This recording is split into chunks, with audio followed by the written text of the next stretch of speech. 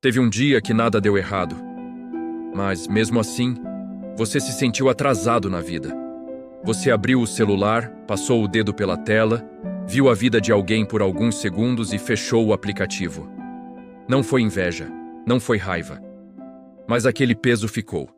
Até ali, você estava bem. Depois disso, algo mudou por dentro. A sensação de que todo mundo está avançando e você parece estar ficando para trás. E o mais perigoso é que isso não nasce de um fracasso. Nasce de uma distração rápida, quase invisível, mas forte o suficiente para tirar o foco de onde ele deveria estar. Teve um dia que nada deu errado, mas mesmo assim, você se sentiu atrasado na vida. Você abriu o celular, passou o dedo pela tela, viu a vida de alguém por alguns segundos e fechou o aplicativo. Não foi inveja, não foi raiva, mas aquele peso ficou. Até ali você estava bem. Depois disso, algo mudou por dentro. A sensação silenciosa de que todo mundo está avançando, enquanto você parece estar ficando para trás. O mais perigoso é que esse sentimento quase nunca nasce de um fracasso. Ele nasce de uma distração rápida, quase invisível, mas forte o suficiente para deslocar o foco de onde ele deveria estar. E quando o foco se move, mesmo que a vida continue funcionando, algo dentro da gente começa a perder firmeza. Isso acontece com mais gente do que a gente imagina. Não tem a ver com falta de fé, nem com o abandono de Deus. Muitas vezes, acontece justamente em períodos em que a pessoa está tentando fazer o certo, caminhar direito, manter constância. O problema não é a intenção, é a atenção. O inimigo não precisa destruir alguém que tem propósito. Basta distrair. Basta fazer com que o olhar saia do centro por tempo suficiente para que a energia comece a se dispersar. Porque, quando a atenção se divide, o coração também se divide. E a caminhada passa a exigir um esforço que antes não exigia. A Bíblia mostra esse padrão de forma muito clara na história de Pedro. Quando Jesus o chama para sair do barco, Pedro anda sobre as águas enquanto mantém os olhos fixos em quem o chamou. O vento já estava ali. As ondas não surgiram depois. O cenário sempre foi instável. O que sustentava Pedro não era a ausência de tempestade, era a direção do olhar. O texto diz que, ao reparar no vento, Pedro começa a afundar. Ele não decide abandonar Jesus. Ele não deixa de crer de uma vez. Ele apenas muda o foco. E isso é suficiente para quebrar a sustentação. O problema nunca foi o vento, foi o momento em que a atenção saiu do lugar certo. Esse detalhe muda tudo, porque revela que muitos dos nossos afundamentos começam antes de qualquer queda visível. Eles começam quando a gente passa a olhar demais para fora e sustentar de menos aquilo que Deus falou por dentro. A comparação entra como algo aparentemente inofensivo, mas vai ocupando espaço, drenando energia e criando um cansaço que não tem explicação lógica. A gente continua andando, mas já não anda com a mesma leveza. Continua obedecendo, mas começa a questionar o ritmo. Continua crendo, mas perde clareza. Não porque Deus mudou, mas porque o foco foi sendo deslocado pouco a pouco. É por isso que esse tipo de desvio é tão perigoso. Ele não chega como rebeldia, chega como distração. Não se apresenta como pecado escancarado, mas como comparação silenciosa.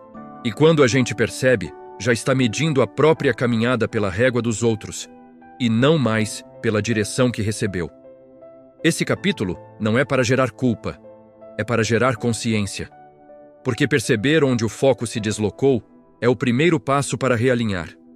Enquanto a gente acha que o problema é falta de capacidade, falta de fé ou falta de algo externo, a correção fica distante. Mas quando entende que o centro foi perdido, a mudança se torna possível. No próximo trecho, a gente vai entrar na raiz disso tudo. Não só para entender por que a comparação ganha tanta força, mas para aliviar um peso importante. Perceber que isso não faz de você alguém fraco espiritualmente. Faz alguém humano, vivendo em um mundo que disputa o olhar o tempo todo. E entender isso muda completamente a forma como a caminhada continua. Se a gente quer lidar com a comparação de verdade, antes de tentar corrigi-la, precisa entender onde ela nasce. Porque ninguém acorda um dia decidido a competir com os outros ou a medir a própria vida pela régua alheia. Isso acontece de forma muito mais silenciosa. A comparação começa quando o foco enfraquece, não quando a fé acaba. Esse é um ponto importante. A maioria das pessoas que se compara não está longe de Deus. Pelo contrário, está caminhando, obedecendo, tentando fazer o certo. O problema é que, em algum momento, o olhar começa a se espalhar. E quando o olhar se espalha, o coração perde eixo. A Bíblia mostra que esse movimento não é novo. Desde o início, o inimigo não trabalha apenas com negação direta da vontade de Deus, mas com alteração de perspectiva. No Éden, nada mudou no cenário. O fruto já estava ali, a palavra de Deus já tinha sido dada. O que foi mexido foi a forma de olhar. Quando Eva passa a observar o que Deus havia dito de outro jeito, o desejo muda. E quando o desejo muda, a decisão deixa de ser tão clara. Esse padrão se repete na história de Pedro, agora em outro momento da vida dele. Em João 21, depois da ressurreição, Jesus restaura Pedro, reafirma seu chamado e fala sobre o tipo de fidelidade que ele viveria. Era um momento de alinhamento profundo. Mas, quase imediatamente, Pedro desvia o olhar e pergunta sobre João. Não, por maldade. Por comparação. A resposta de Jesus é curta, mas decisiva. Que te importa a ti? Segue-me tu. Jesus não ignora Pedro, nem diminui a pergunta. Ele protege o foco. Porque sabe que, no instante em que Pedro começa a medir o próprio caminho pelo caminho do outro, a clareza do chamado começa a se perder. Jesus não explica o plano de João. Ele não entra em comparações. Ele devolve Pedro para a única coisa que sustenta propósito: seguir. Isso revela algo fundamental. Deus não distribui chamados para que sejam comparados. Ele distribui chamados para que sejam obedecidos. O problema é que, quando a gente começa a observar demais o ritmo dos outros, o nosso próprio ritmo passa a parecer errado, mesmo quando está exatamente onde deveria estar. É aí que a comparação cria raiz. Não como inveja explícita, mas como inquietação interna. A fé continua, mas a alegria diminui. A obediência segue, mas o peso aumenta. Não há ruptura visível, apenas um desgaste que vai se acumulando. Hebreus reforça isso quando diz que devemos olhar firmemente para Jesus. A expressão não fala de um olhar ocasional ou simbólico. Fala de foco sustentado, de direção contínua. É a ideia de alguém que sabe para onde está indo e decide não se distrair com tudo o que acontece ao redor. Na prática, isso toca em coisas muito simples. O tipo de pensamento que você alimenta quando vê alguém avançando. A conversa interna que surge quando você sente que está ficando para trás. As perguntas silenciosas que começam a aparecer. Será que eu errei? Será que estou atrasado? Será que Deus esqueceu de mim? Nem sempre essas perguntas significam desvio do propósito. Muitas vezes, significam apenas que o olhar saiu do lugar certo por tempo suficiente para gerar confusão. E aqui entra um alívio importante. Sentir isso não te torna fraco espiritualmente. Te torna humano. O mundo disputa o nosso olhar o tempo todo. E sem perceber, a gente começa a se orientar mais pelo que vê do que pelo que ouviu de Deus. Talvez hoje não seja sobre mudar tudo. Talvez seja sobre ajustar o foco. Quando isso acontece, algo se reorganiza por dentro. A caminhada recupera sentido. O peso diminui. E aquilo que parecia atraso começa a ser visto como processo. Isso não resolve tudo de uma vez. Mas devolve clareza. E clareza muda a forma como a gente atravessa qualquer fase. O problema da distração espiritual é que ela quase nunca dói no começo. Ela não interrompe a rotina, não cria uma crise imediata, não chega com sinais claros de alerta. A vida continua funcionando, as coisas seguem acontecendo, e justamente por isso, muita gente só percebe quando o cansaço já se instalou por dentro.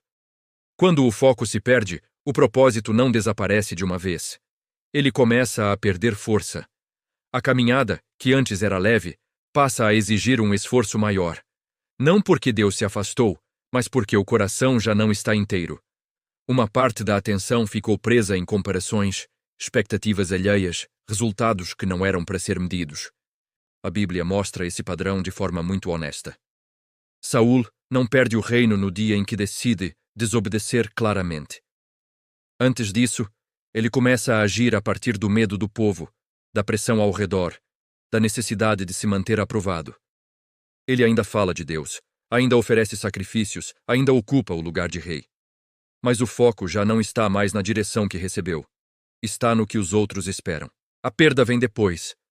O desvio começa antes. O mesmo acontece na casa de Marta e Maria. Marta não está fazendo algo errado. Ela está servindo, está ativa, está ocupada com coisas boas. Mas, enquanto ela se compara com Maria, algo dentro dela se desorganiza. Jesus não corrige o serviço. Ele chama a atenção para o foco, porque é possível estar fazendo coisas certas com o olhar no lugar errado, e isso, com o tempo, cobra um preço alto. Esse é o custo invisível da comparação. Ela faz a gente trocar presença por desempenho, intimidade por controle, direção por atividade. A fé não acaba, mas se torna pesada. A obediência continua, mas perde alegria. A oração segue existindo, mas fica mais mecânica. Talvez você já tenha sentido isso sem saber explicar. Um cansaço que não vem do excesso de tarefas, mas da tensão constante de se medir, de se avaliar, de se comparar. Uma exaustão que não se resolve apenas com descanso físico, porque nasce de um desgaste interno prolongado. Mateus 14 deixa isso muito claro. Pedro não afunda porque decide abandonar Jesus. Ele afunda porque, por um momento, passa a prestar mais atenção no vento do que na voz que o sustentava. O vento não o empurra para baixo. O medo faz isso. E o medo surge quando o foco se desloca. Esse detalhe muda a forma como a gente entende muitas quedas. Elas não começam com decisões grandes, mas com atenções mal direcionadas. A gente não se perde porque quer. A gente se perde porque se distrai. E toda distração prolongada tem consequências, mesmo que não sejam imediatas. A comparação rouba a alegria antes de roubar fé. Rouba a constância antes de roubar convicção. Rouba a clareza antes de roubar propósito.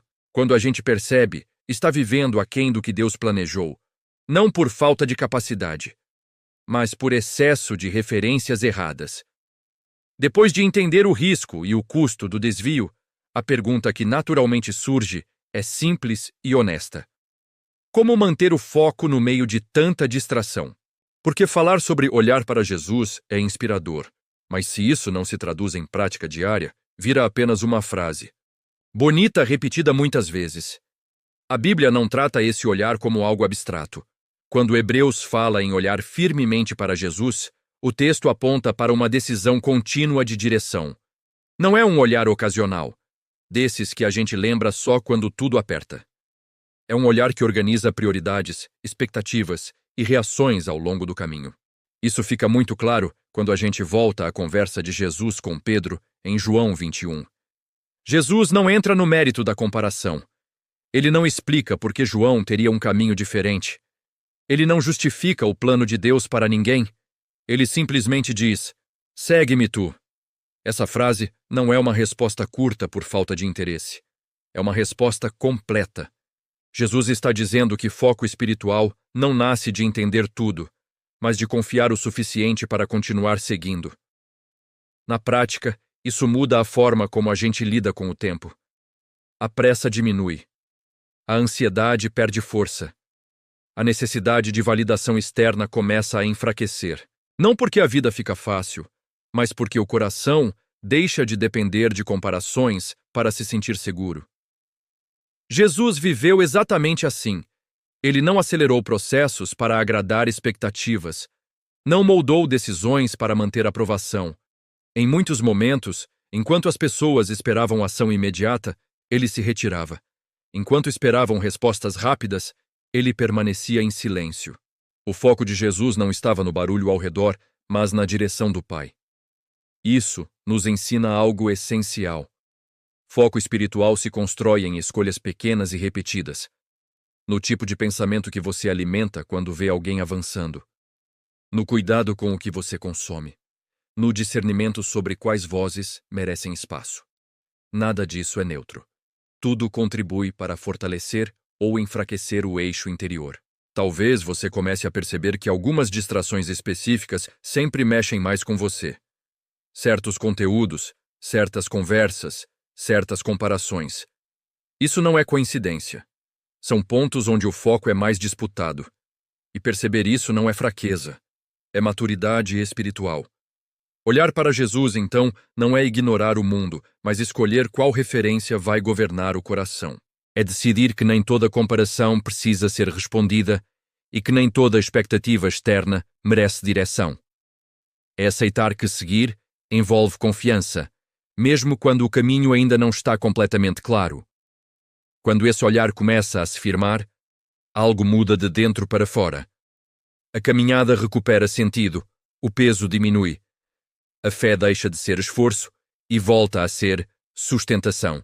Não porque os desafios desaparecem, mas porque o coração sabe para quem está andando. Isso ainda não encerra tudo. O vento continua. As distrações seguem tentando entrar. Mas agora existe um critério mais claro para decidir o que fica e o que precisa ser deixado de lado. E isso prepara o terreno para, depois de tudo isso, talvez fique claro que o maior desafio nunca foi entender o que está acontecendo. Em algum nível, a gente sempre percebe quando o foco começa a se perder. O verdadeiro desafio é o que fazemos depois dessa consciência. Porque foco não é algo que simplesmente acontece. Ele é escolhido, mantido e, muitas vezes, recuperado. A comparação não desaparece de uma vez. As distrações continuam surgindo. O vento segue soprando. O mundo não fica mais silencioso só porque a gente decidiu olhar para Jesus. O que muda é a forma como essas coisas passam a nos afetar. A partir do momento em que entendemos o que está em jogo, não dá mais para tratar isso como algo neutro. Toda vez que o olhar se desloca, algo dentro de nós responde. Seguir Jesus nunca foi apenas um sentimento bonito ou um momento espiritual isolado. Sempre foi uma escolha diária, silenciosa, muitas vezes invisível para os outros, mas decisiva para quem vive. Uma escolha que não gera aplauso imediato, mas sustenta o que realmente importa ao longo do tempo. A Bíblia é muito honesta nesse ponto. Pedro só permanece de pé enquanto mantém os olhos em Jesus. No instante em que o olhar se divide, ele começa a afundar. Mas o texto também faz questão de mostrar algo essencial. Jesus não deixa Pedro afundar completamente. Ele estende a mão. Isso nos lembra que realinhar o foco não é recomeçar do zero. É voltar para a direção certa a partir do ponto em que percebemos o desvio. Talvez hoje seja exatamente esse momento para você. Não um chamado para mudanças externas radicais, mas para um ajuste interno profundo. Um reposicionamento do olhar.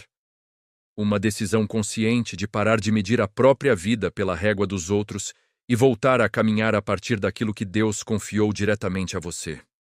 Quando isso acontece, algo começa a mudar no ritmo do dia. A comparação perde força. O peso diminui. Até o silêncio de Deus passa a ser interpretado de outra forma. Ele deixa de parecer abandono e passa a ser formação. O processo deixa de soar como atraso e começa a fazer sentido como preparo. O anonimato deixa de doer e passa a proteger. No fim das contas, o inimigo nunca precisou destruir você, bastava distrair. E perceber isso já é parte da vitória. A outra parte acontece quando, mesmo com vento, mesmo com ruído, mesmo com comparação ao redor, você escolhe olhar na direção certa. Seguir Jesus, no fundo, sempre foi isso. Não responder a todas as comparações. Não correr atrás de tudo. Não provar nada para ninguém. Apenas continuar andando, com o olhar firme, passo após passo, na direção de quem chamou você primeiro. E se essa mensagem falou com você, talvez seja porque esse realinhamento também é para agora. Caminhar com foco não é algo que se sustenta sozinho. A gente aprende melhor quando anda acompanhado, refletindo, ouvindo e crescendo junto. Que o seu olhar encontre descanso no lugar certo. E que mesmo com vento, você continue andando. Ainda assim, a Bíblia nunca revela esse custo para condenar. Ela revela para proteger. Sempre que Deus expõe um risco, Ele também está oferecendo um caminho. O alerta não é ameaça. É cuidado antecipado. Talvez este seja um desses momentos.